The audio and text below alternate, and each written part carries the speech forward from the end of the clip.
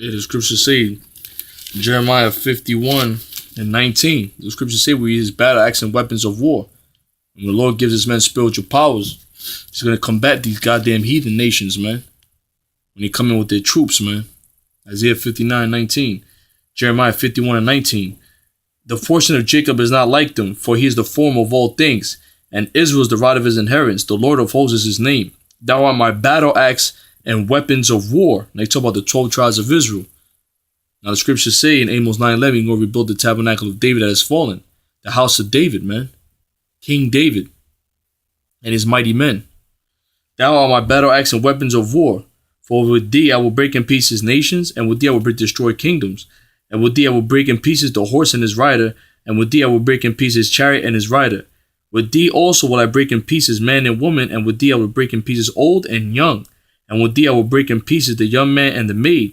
I will also break in pieces with thee the shepherd and his flock, and with thee I will break in pieces the husbandman and his yoke of oxen, and with thee I will break in pieces captains and rulers.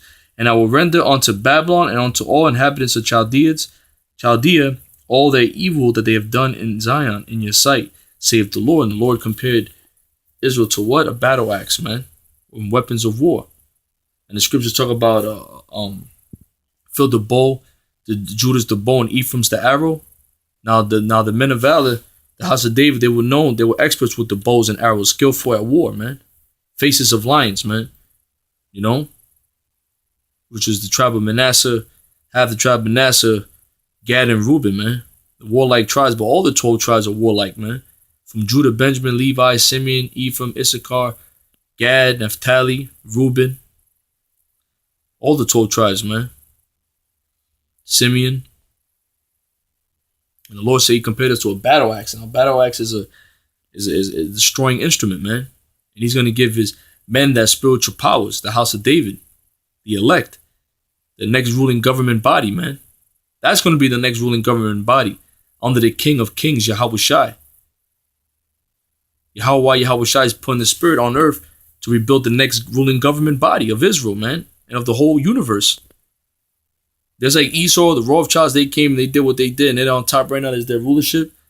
They came, they took their kingdom. Now the saints are going to take their kingdom. You know what I mean?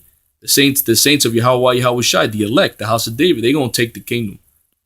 So the Lord's rebuilding up the government now of the next kingdom to come on earth, man. We're living in beautiful times, man. We're about to be restored as a people and receive the kingdom of heaven, man. Yahushua, the King of Kings, he's coming back to give us the kingdom. Acts 1st chapter, we brought out last Saturday. Lord, are you going to restore now the kingdom back to Israel? That's what we're waiting for. We've been waiting for, man. We're about to be restored as a people, man.